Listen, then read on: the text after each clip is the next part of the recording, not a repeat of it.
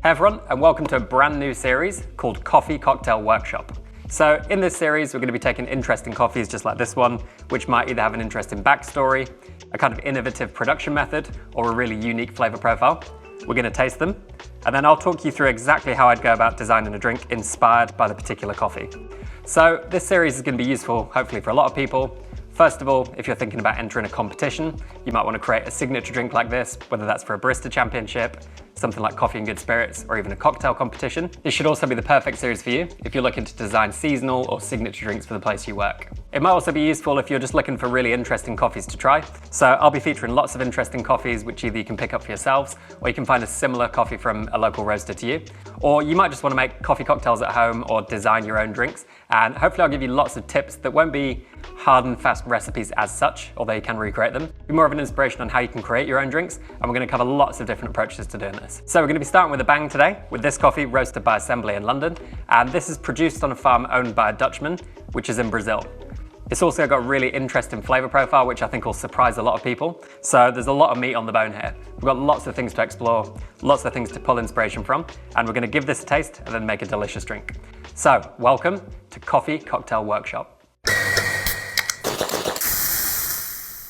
So if you want to get started making your own drinks, we're going to be covering lots of different approaches to doing this on the channel, so make sure you subscribe so you don't miss out. So the coffee we're exploring today comes from Assembly. This is roasted in Brixton in London, one of my favourite roasters in the world, and they do an incredible job. And this coffee actually has a really interesting story. So it's grown in Brazil on Sítio Maracatu, but this farm was actually bought in 2008 by a Dutchman called Pieter Keijsers. It's a hybrid variety called Catigua, and it's an anaerobic fermentation. So in the cup, we're going to get lots of kind of big fruit flavours in there, more than you'd often expect in a Brazilian coffee or a kind of typical Brazilian coffee. So give it a little taste. Assembly say milk chocolate, raspberry, and smooth, and I agree with all those things.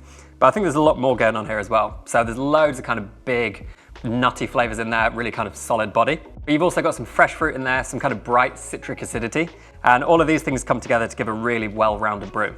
So I brewed this on a clever dripper, 20 grams of coffee, 300 grams of water, and this really emphasizes the body, but also pulls through loads of clarity, and it's a banger. I would recommend tasting this. It's really nice. So we're going to be sipping on this throughout the episode, but I'm also going to be using it as the base of a cocktail. We're going to take inspiration from Pieter and his Dutch roots.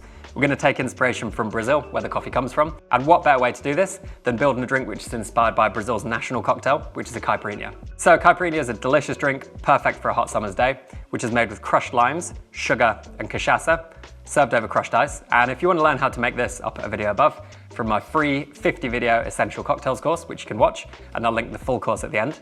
But we're going to be taking loose inspiration from this today. So I'm going to grab a few bits and pieces, and we'll be back to make our cocktail.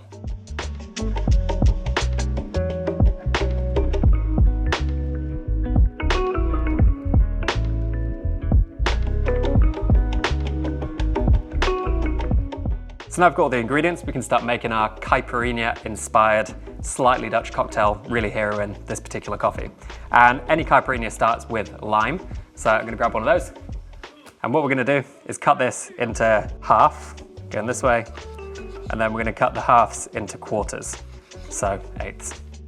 And this is gonna give us plenty of surface area just to muddle our lime into the drink.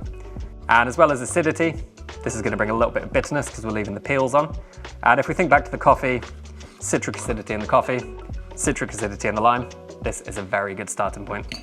So we've got our acidity, which is going to be our lime. We're going to need something to balance this out. So again, taking inspiration from the flavors we found in the coffee, I'm going to go 20 mils of a homemade raspberry syrup. And this has got the same flavors as the coffee, so it's very complementary, and it'll just really bring up those kind of red, fresh berry flavors that we found in there. So this is really easy to make. Just combine 1 part or 100 grams of raspberries with 1 part or 100 grams of golden castor sugar. Give these a really good mix together and then just leave it. And what the sugar will do is start pulling the moisture out of the raspberries. So after around about 12 hours, you want to add the same amount again, 1 part or 100 grams of boiling water. And you want to mix this together until it becomes a really nice syrup. Pass this through a sieve or a paper filter, bottle it up, and you have this really nice, fresh, delicious raspberry syrup. This is going to balance the lime really well. And all you want to do is just crush the two together, so we're getting our kind of sweet and sour base to the drink. And sometimes I kind of compare this to a band. So the lime, the sugar with the raspberry are kind of like our bass and drums, which are going to underpin the other flavors. But without them, the drink would be really flat. So it needs that sweetness, needs the acidity, and this is a really nice base to our very loose caipirinha style drink. So now we've got our base of our lime and raspberry, we need to start adding our spirits to our caipirinha. And every good caipirinha, of course, contains cachaça, and this one's no different. So far we're leaning pretty Brazilian, which is definitely not a bad thing. And we're gonna add 20 mils of this delicious avua cachaça, which looks like vegetable oil, but actually is really delicious. So one thing I always recommend doing is whenever you have a new ingredient, before you add it to any cocktail, make sure you give it a really good taste on its own. So with this particular cachaça, we get a really nice kind of butterscotch flavor. And then you've got that typical astringency, kind of grassiness, which is actually really well integrated, which in coffee is definitely a negative, but in cachaça is kind of a hallmark of a typical flavor profile of a cachaça. So we've got 20 mils of cachaça in our drink, which is gonna be our Brazilian spirit, but actually we're gonna do a kind of split spirit base. So 20 mils of this is gonna be balanced by 20 mils of a very Dutch spirit called Geneva. And this is actually a really interesting ingredient that I've never really used before.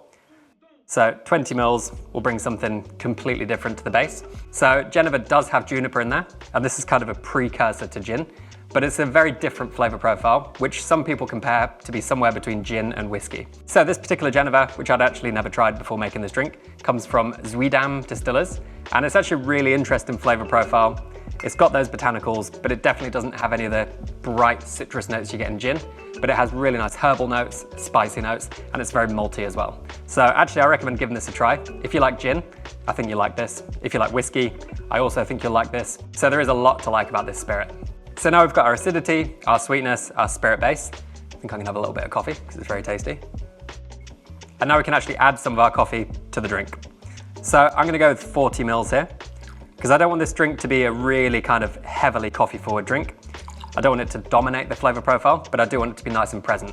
So having the same amount of coffee compared to the spirit, compared to our acidity and sweetness put together, gives us a really nice balance in the drink.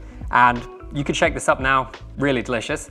But one thing that's gonna really take it to the next level is gonna be adding some seasonings. So I actually talk about seasoning quite a lot on this channel. Usually it comes in the form of saline solution, which is a really powerful tool. And I'll link a video above all about that if you want to watch it. But actually in this drink, when I tried it with the salt, it actually didn't do good things. So this drink's got some pretty big flavors going on. We've got lime over here and that big citric acidity, which we also found in the coffee. We've got raspberry over here, which is a really big sweet flavor. We've got our very complex spirits in the drink, and we've also got a little bit of bitterness from the lime peel, a hint of bitterness in the coffee.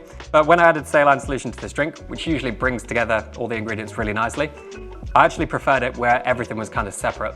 So we had big acidity, big sweetness, really clear spirit flavors, and really nice subtle bitterness underlying the drink.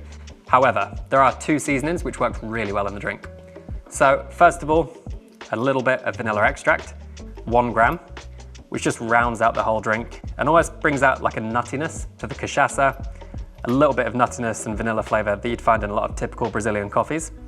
And then second of all, we're going with 1 gram of Chocolate Mole bitters, which I'm sure I'm saying wrong, which is essentially spiced chocolate bitters.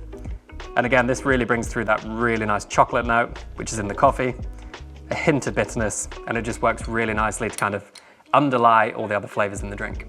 So because we're gonna be loosely caipirinha style with this drink, I'm just gonna add 2 or 3 scoops of crushed ice to the bigger tin. And this is just gonna loosely dilute the drink, not too much. And we're not gonna be shaking with crushed ice as such. We're just gonna give it a couple of seconds to mix through the lime pieces and mix all those big flavors together, and also slightly chill the drink. So some people call this a whip shake, but just a very short shake to kind of mix it together. It's gonna work really well. Just that much. You can see it's rapidly chilled the drink because it's kind of frosted over. I'm gonna open pour this straight from our shaker without any strainer because I want to keep those nice lime pieces in there. So just gonna add a little bit more crushed ice to the drink. But when I first tasted this, I thought it was delicious and fresh, but it just wanted a little bit of fizz to kind of elevate the texture and make it really delicious and kind of summery.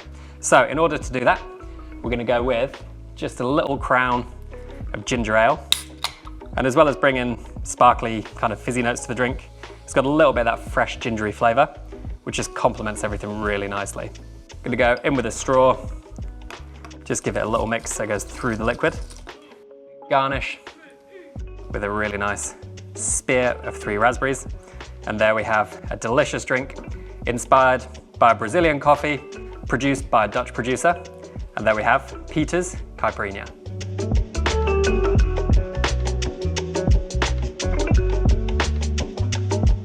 So let's give this one a try. First of all, I really like how it looks. I think it's very appetizing. A lot of coffee cocktails tend to be kind of brown and murky, but this isn't designed to be super coffee forward. It wants to be like an underlying flavor. And let's give it a taste. It's so refreshing. I think the raspberry is the first thing you taste, and the lime, which kind of underpin the drink. They're really nicely balanced together. The ginger ale's just brought a little bit of freshness. I think the chocolate bitters and the vanilla have really emphasized the coffee in there, which is a really clear flavor, but not overpowering. And then you've got that really unique and interesting combination of the cachaça from Brazil, and then the Geneva from the Netherlands. Two things I'd never, ever think to put together otherwise. But because we're taking inspiration from the story behind the coffee, as well as the flavors, I think they actually interplay really nicely. So that's actually a really important point to finish on here. Not only is it important to take inspiration from the flavors behind the kind of core ingredient in your drink, whether that's coffee or something different, but taking inspiration from the story can really make you think outside the box, put together flavors that you'd never ever think to put together otherwise. And because we've got the Brazilian notes in there, we've got the Dutch inspiration as well. Coffee roasted by Assembly in London. This is something I'd never otherwise think to make, but it tells a story, and I think that's really important. So we're gonna be exploring lots more different coffees on the channel in the future.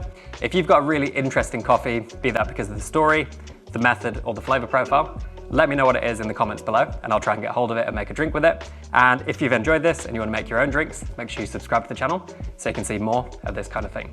I'll put some more videos for you to watch here. I'll put essential cocktails down here, and I'll see you in the next one. Cheers.